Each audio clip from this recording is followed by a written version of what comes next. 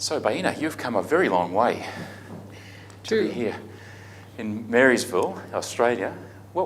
Something must have driven you to come here. What was the attraction? Well, the first interest is open space, the invitation to come to another. This is my second open space, on open space, and it turned out to be in Australia. Of course, at first when I heard that, I thought, Australia, I don't think I'll make it that far. But then as things usually work out, it turned out that everything fell into place and we were able to come. And when we realized we could come, then the second interest was, Aborigines. We would like to know much about, as much as we could about them. So those were the two driving interests that brought us here. Just tell me more about your interest in Aborigines. I guess this is your historical, That's correct. professional. Well, I believe I probably said that before, we do believe that history is an unbroken line, though sometimes people don't always see it, but the line goes on and on around the earth. And as much as people may talk about these people and words like Polynesian, Micronesian, and other Nesian, I don't think, to me, these do not hold very much. It's like somebody decides to take one slight difference and then say, this is another race of folks. We have the exact opposite, whereas history is the continuum. You will find the same people, experiences may take them different places and make certain changes to them, maybe their appearance or in their culture or the traditions. But basically it's the same people. And in fact, as we study the people of Africa, we find the same thing. You take the Akan people in northern Ghana, you find them in Ivory Coast, they are the Baoulé people, and you find them further down and they're something else. And so people do, as we move, and the same thing with Haitian people. We are nothing but Africans who have been kidnapped from Africa, brought into Ayiti, and through the experience of slavery and whatnot. Then you have, the Haitian people, but it's basically Africans. So we look for this line that tie people together. And so we don't think there is such a big difference between black people, whether we find them in what is called Asia or Australia or America. It's the same people, and if we look for the connecting line. So that's the interest that we have on the people over here. We are convinced these are brothers, and it would be interesting to identify the tie. But of course, we will need to come back for that. Yeah, sure. Yeah. Are there aspects, you're in an interesting position being a student of history, to comment on aspects of open space that might not be something new, but might be something older? That's correct. When we first heard about open space, we were not surprised because these were things that we knew, that we had practiced in different places in Africa that we had lived, and also heard of as we did our various, our research carried us through different people in the so-called Americas. And we found a lot of people sitting in circles when it's time to take a decision, sitting in circles, and everybody give their piece until a decision can be reached.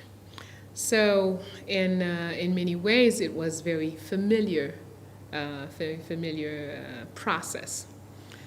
And so that's one of the reasons we felt very comfortable, becoming involved, because it was, something that we knew quite well and knew how efficient it was as a way of coming into decisions. Mm. So, and as we look around, we see more and more of things that we know as the old way, or the African way, or the so-called Indian way. So as we look at these and we see them come back now, taken by a European and put into a language, a form, a structure that makes it maybe more accessible to some people. But basically, something that we recognize and that we identify with in a very profound way. Are there particular aspects of life in Haiti, which I don't know very much about, I confess, that make open space especially important? Yes, it is important for us because the experience of slavery, of colonization and domination is an experience that closes the mind of people. It closes prospects. People that come out of these structures find themselves very much, they view themselves as people with no power, incapable of thinking, of dreaming, of naming. And so in a situation like an open space, in training and in practicing something like open space is very, it releases, it makes you regain your ability, your trust in yourself and your capacity to create, to invent, to name, to do, and without somebody giving you permission. So I think this is something that could be very important for all of the countries that are struggling from colonization, neo-colonization, neo-enslavement. I found it difficult myself because of my inexperience with open space to describe it, even though I sense there's something, and I know more about it, I should say, over the last 3 days. I still think I have a lot to learn. But I knew there was something very good here, and I was trying to describe it to people who hadn't even read what I'd read. And they couldn't quite get it, which reflected my inability to articulate it. How would you describe to me what open space is, if you had to? Okay. Or is that not a sensible question? First of all, I'd say we do have the belief that everything is inside each and every human being. So open space is inside of me. Whether I've ever heard the term open space or seen anybody practice it, it is there. So now when I come across it, open space will awaken inside me. And what is it? Is that basically life is time, space, and action. So in open space, you take the responsibility for action that will create the space or expand the space upon which you are acting, or all those who are involved have to act. You have no responsibility as to the outcome. You're only responsible to create and hold the space. So things will happen, so actions will take place. Life is all about flexibility and mobility. And when people are enclosed into, they are into straitjackets, they are locked into, well, I can't do this and I can't do that, or that is the responsibility of, that is something that, you have all these limits placed on yourself. And as you begin to awaken open space within you, because you have to open the inner space. So that means your mind have to be open. You have to free yourself from your own boundaries, and then you're able to open for others. And once you open up, then you let it be. That's all. So open space, I'd say in very few words, is just a process by which you create a space for something to happen. You may not know what, but you trust that it will serve a purpose. That's lovely, thank you. And another question I would love you to tell me again, we talked about in the car on the way up here, the understanding of knowledge that your background brings to you, the notion that knowledge is in us already and simply has to be. Could you tell me that? Sure. Okay, basically we firmly believe that all people, every seed, every germ, every possibility of life is embedded the knowledge of the entire universe.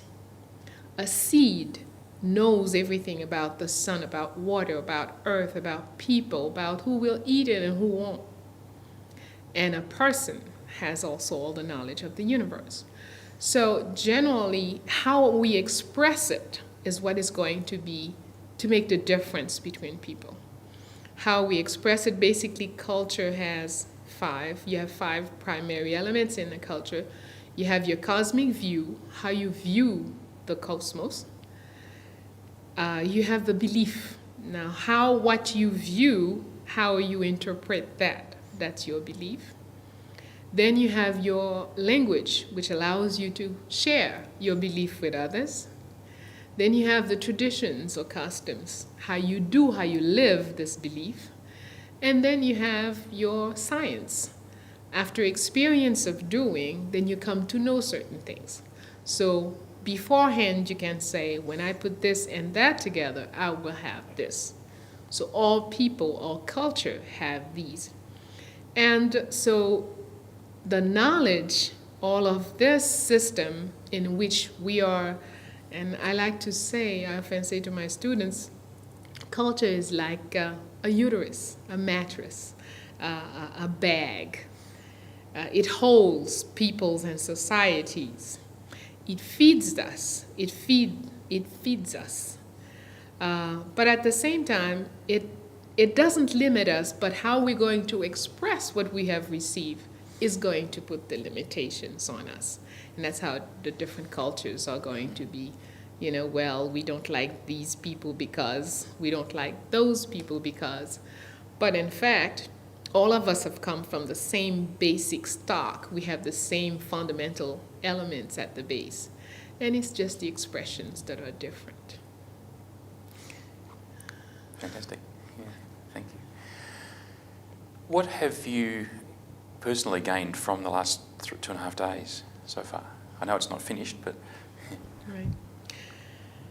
As I said before, this is my second time participating in Open Space on Open Space. And to me, this one is a lot richer. Last year I had the disadvantage of having weather that wasn't very, that my body didn't tolerate very well, so I was much less receptive and all. But this year, everything is perfect. Climate is perfect, the place where we are, the food. And we're learning a lot of things. We're in a place where we really had very little knowledge, and we still have very little knowledge. But it has opened up a whole world of knowledge for us here in Australia. And the way, again, the expression is, yes, it is open space on open space, but the Canadian did it their way, according to their culture, their worldview, and their language. And here we have the Australian expression of open space. And somewhere it is probably maybe more adapting. It's easier for me, as I said, I feel more at home. I feel more, in spite of the language as a physical thing, how people say words, I may have to put a little bit more attention to understand what the person said. But even when I don't catch the word, I understand more. Because there's something in the sharing beyond the words that is more accessible, that makes it more accessible to us. So this year I found it a lot more rewarding. We've had a greater exchange, more profound exchanges. The experiences have been great at many, many levels. The various groups, as we meet in smaller groups and smaller circles, it's been more real, more profound. And we're going back enriched from the experience that in all the information that we have gathered. But more than the information, the relationship that have been built over the past couple of days. And the exchange has been much, much richer. Would you like to see an open space on open space in Haiti? Certainly, we would like, and we've been thinking about it. We're not yet ready, but we're probably, I'd say within a couple, maybe 2 or 3 years, we probably could set up something. Thanks a lot. Anything else you wanted to add, or anything? Well, I will transmit the greetings of the people of Haiti to the people of Australia. Generally, people to people is generally very positive. And so we bring, as we say in our language, we say honneur, respect. Honor, we come with honor, and the other person says respect, which means I welcome you with respect. So that is what my people send to those who are looking at this, whoever they are, wherever they are.